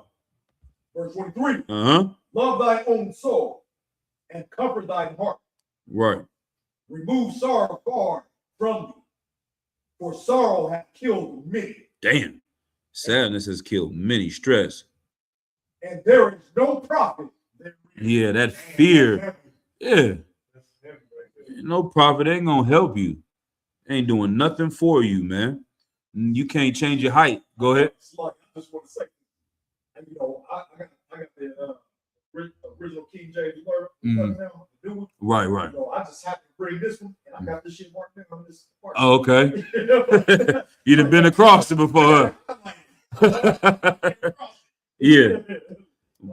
Most High in Christ. Yeah, that's how I never understood that till coming to truth when the OGs used to say, I done forgot more than you ever learned, youngster. You heard that one before? You never heard that one? OGs used to say that. I done forgot more than you ever learned. Like now I start to, you know, as you see young brothers come in the truth and learning, you know what I'm saying? And they may not know this precept or know this precept. And then might find a precept or somebody say something. I'm like, damn, I remember that I forgot about that precept. I learned it before though, but I didn't learn so much. I didn't forgot so much. Like you said, you didn't come across it before and forgot it, but you knew it already. You know what I'm saying? Yeah. Right. All right. Verse 24. Uh-huh. Envy and wrath shorten the life, Mm-hmm. and carefulness bringeth age before the time. Right. Who's the most envious people on planet Earth? The white man, the white woman. They envy. They want things that other people have. You know what I'm saying? Whether they want it or not. Like I said, you so greedy. If a robber come in your house, he gonna steal what he want and what he needs and what he use. The white man comes, he's taking everything, even if he want it or need it or not. They had that movie Rosewood. It was a famous scene in that movie, and they were sitting there and they realized the black people was coming up across town. And he said, "You know what, James, that nigger James, he got a piano." He said, "He got a piano? How in the hell is a nigga gonna have a piano and I don't have a piano?" He said, "George, you don't even know how to play the piano." He said, "I don't care. If a nigga have one, then I want to have one." You know what I'm saying? That's today. That's the police today. In the 80s, brothers was definitely suffering that all of the time. In that crack era, young nigga 20 pulling up in the Benz, police see you, pull you over, want to beat you up, take your car, repo it. You don't even like Benzes, I know, but if that nigga have one, I gotta have one. You know what I'm saying? Like, you don't want us to have nothing. You know what I'm saying? That's envy, you know. Keep going. Those things kill you, though. Verse 25. Mm-hmm. A cheerful and good heart will have a care of his meat and diet. Yeah, that's important too. You know, we got to make sure we eating right and taking care of ourselves. chiefly, mainly myself. You know what I'm saying? Got to lead by example and make sure that we eating the right things that we need to eat, and because that's wise. All right. Let's drop that. Let's go to the book of Judges. I believe. Bear with me a little bit more time.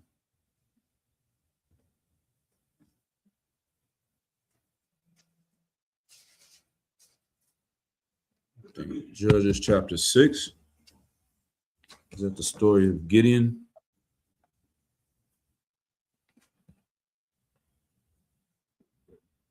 Chapter 6, you said? Right. Yep. So chapter 6, let me see, it might go up a little bit further. The story of Gideon is an amazing story. We can get straight to the point with this, though. So Gideon, his family is being oppressed by these Midianites. These are like an Arabic tribe. That's one thing. We call all the Arabs like they're all Ishmael, but they had a coalition of these people that are actually different tribes over there. They're not all Arab. Arab is a culture and a specific group inside of them. Just like Latinos. We just say all Latinos, but you got people from Puerto Rico and people from Guatemala. Different in a lot of ways, but similar in other ways. You know what I'm saying? So it's Latino culture is bigger than just one specific tribe. And that's how Arabic culture is. They got the Ishmaelites, you got the Midianites, you got these other people. They were all sons of Abraham that went and dwelt in the desert together. So the Midianites carried a lot of camels, you know what I'm saying? And they had their camels dressed with jewels. They were Arab in culture, but not Ishmael. If that makes sense. All right. But anyway, these heathens came, ruled over us. They were pressing us, taking our money, making sure we didn't have food to eat. And it was a brother named Gideon. He rose up strong and he challenged the people that were worshiping Baal. He destroyed the statue of Baal. They came and wanted to kill him for this. And we get to chapter 7. It talks about how he gets prepared to go to war with them. So start at verse 7 and 1. And they started to call him Jerubbaal because he tore down the altar. So that was his name. Like almost, what would that be like to us? Baal is their god. He fought against their god, and then they named him as the fighter against that god or that leader for us in the truth. We follow who? That's true too, but who do we ultimately follow? Right. What's his name in English? He's the what? Nah, but his title. Christ. Right. So somebody came and did something against him. What we call him? Antichrist. Exactly. That's why chapter 1 says his name is Jerubbaal. They named him the anti-Baal. This brother earned the title of the "You Hate Baal." Who's gonna put your name is that? You know what I'm saying? They start calling him the anti-Baal. You know what I mean? Go ahead. This is the book of Judges, chapter 7, verse 1. Mm-hmm. Then Jerubbaal, who is Gideon, Right. Who is Gideon? and all the people that were with him rose up early and pitched beside him, beside the well of Harod, so that the host of the Midianites were on the north side of them, by the hill of Barak. Right. So you got 1,000 people in the army of the Midianites. Keep going. In the valley. Verse 2. And the Lord said unto Gideon, the people that are with thee are too many for me to give the Midianites into their hands, lest Israel bounce themselves against me, saying, mine own hand hath saved me. Right. Like, what does that mean? It's too many brothers with you. We're gonna have to take this number down, unless the children of Israel vaunt, if you know that word. Somebody look it up. V-A-U-N-T. This is also, I'm telling the young man too, if you're reading a good study for, studying the scriptures, if you don't use that word in your day to day, if you ain't said this word in the past month, you should look it up. If you read this verse and you at home and you have never said vaunt in the past 30 days, you should look it up. You know what I'm saying? Because it'll help you understand these verses because we don't use these words on a day to day. All right, go ahead. Vaunt means to boast, brag, or excessively praise something. Damn. Often to the point of being a vain or ostentatious display. It comes from the Latin word vanus, meaning empty. Damn. See what I'm saying? And that's why it's good. One of them languages to study is the Latin. Like, even if you just go and just look up vocabulary words of Latin, just look down, you'll see the roots of so many words. And when you start to read words, if you don't even know it, you'll instinctively understand it because you know the root word of it. Like carnal, you know what I'm saying? In Latin, I forget, it's like carne or something like that. And it means flesh. And that's where we get the word carnal. And then in Spanish, you get carnal. You know what I'm saying? Carne asada, the meat, the flesh. So all these words come from this Latin root word of carne or something like that. And so this Latin word of vanity, we know that word when you see vain, vaunt, vanity, you can understand, okay, that's what this means, bragging about yourself. So read it again. God. Verse 2, and the Lord said unto Gideon, the people that are with thee are too many. It's too many niggas with you. Go ahead. For me to give the Midianites into their hand. I'm not going to let you win this battle against the Midianites with this many people. Keep going. Lest Israel vaunts themselves. As they brag about themselves. Look what we did. We killed them Midianites. We slayed them bitch. We woo. Look at me. You know what I'm saying? Niggas having crip walking and, you know what I'm saying, in the desert and glorifying how they didn't destroy the enemies. We smoking on too, but now we sipping on Midianites. You know what I mean? We wasn't smoking back then, but you know what I mean? They say they're gonna brag about it like they did it. Go ahead. Lest Israel vaunts themselves against me, saying, my own hand hath saved. The Lord wants you to remember that He saved you. That's what it was. It wasn't me and I running around. It wasn't Kakamamad. It wasn't none of us doing these things. The credit goes to the Most High in Christ. You know what I'm saying? He want to make it clear. You tried your way out. You did it. General Hyman said one thing clear. He said, read the verse. Do that. Here we are. You know what I'm saying? It's the Lord that have done it. You know what I'm saying? Let the world know the Lord have done it. It's not us. We are nothing. You know what I'm saying? Go ahead. God. Verse 3. Now therefore go to proclaim in the ears of the people, saying, whosoever is fearful and afraid, right, let him return and depart early from Mount Gilead. Right. If you fearful or afraid to go to war, go home. Go ahead. And there return of the people 22,000. Good night. And there remained 10,000. Good night. 20,000 people walked off. They're like, hey, well, he said we scared, we can go. I guess so. I don't want to fight these people. I have fear. They didn't love their people enough. They didn't love the Lord enough. They had fear in them. All right.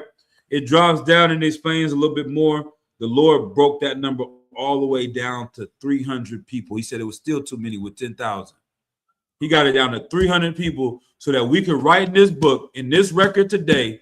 So 4,000 years later, when you lose your goddamn job, you can say Gideon destroyed the Midianites with 300 niggas. They destroyed 50,000 people. You have little faith. You know what I'm saying? Read the book, eat the scroll. You know what I'm saying? Consume these words and believe in it wholeheartedly that these things happen and it wasn't a lie. You know what I mean? That gives you a faith so you can deal with anything that you're dealing with today. You know what I'm saying? All right. And because in our mind, right?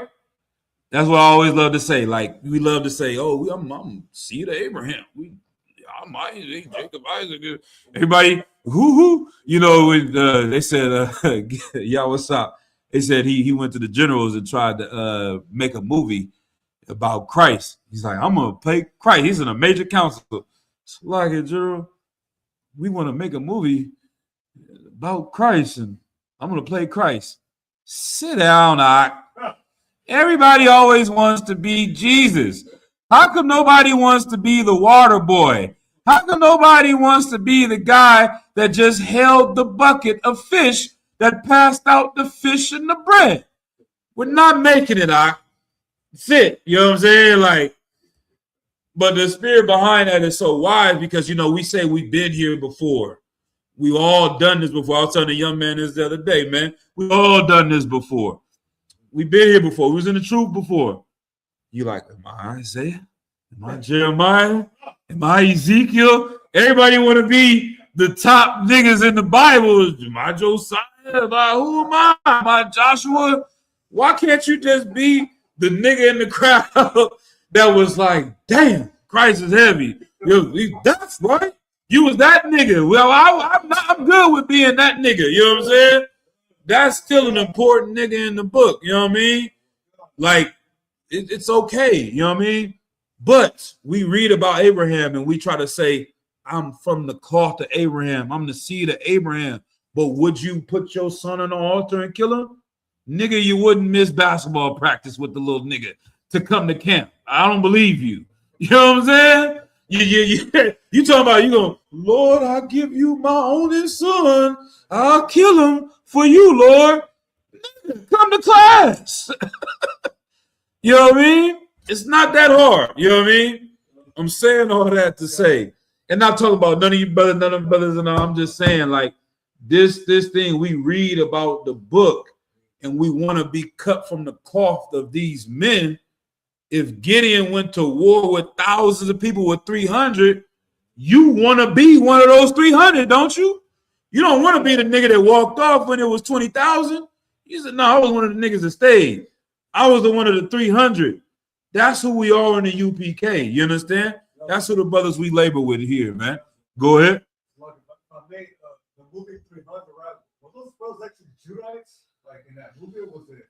So I heard stories that it might have not been like basically, this story is the 300, and they took this idea and story and made up that story. Basically, yeah.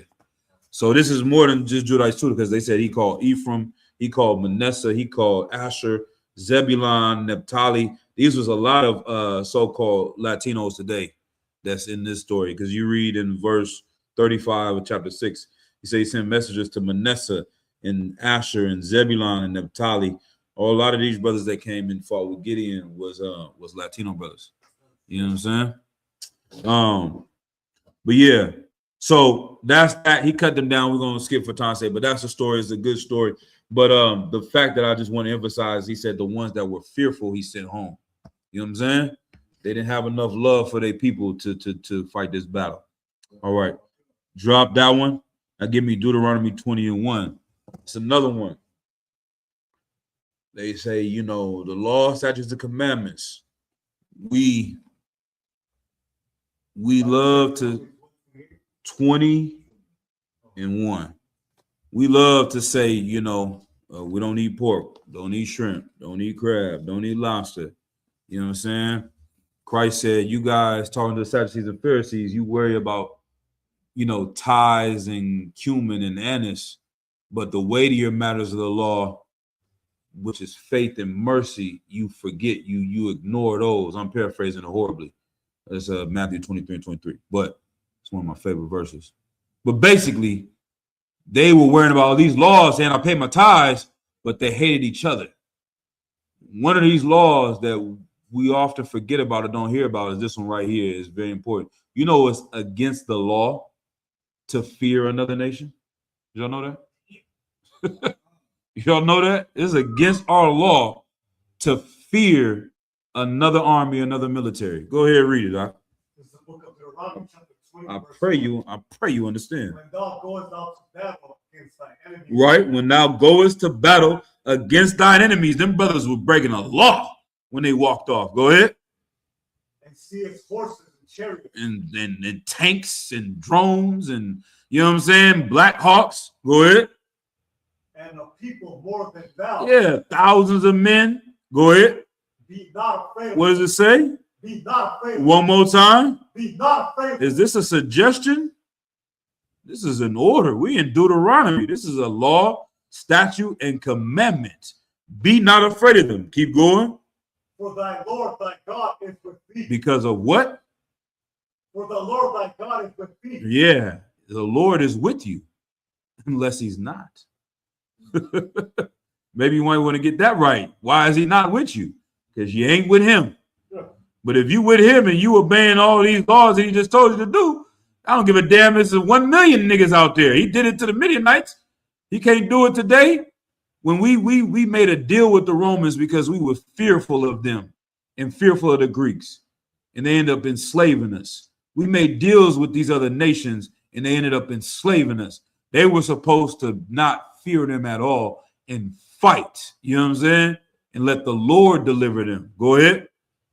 Which brought thee out of the land of Egypt. Verse 2, and it shall be when ye are come nigh unto the battle, Right. that the priests, That the generals, who? that the priests, That the captains, the who? that the priests, Yeah, the military, when they go to war, they have their respected 12-star generals come out and talk to them and blah, blah, blah, blah, blah. In our army, the priest is supposed to come and talk to you. Go ahead. shall approach and speak unto the people. Uh-huh. Verse 3, and shall say unto them, Hear, O Israel. Shema Yasharala. You going? Ye approach this day unto battle against your enemies. Right. He yelling, you know, like in the movie when that person yelling to the whole, he approached this day to face and battle your enemies. Go ahead. Let not your heart faint. Don't be scared. Ain't no bitches out here in Israel. You understand? Keep going. Fear not. Do what?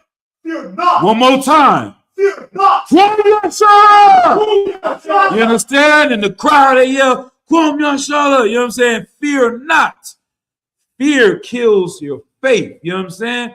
Fear kills miracles. If you don't fear anything but the Lord, he can get in the way and do the miracle for you. You know what I'm saying? Fear not. Keep going. Do not tremble. Don't even shake. Don't be stressed. Go ahead.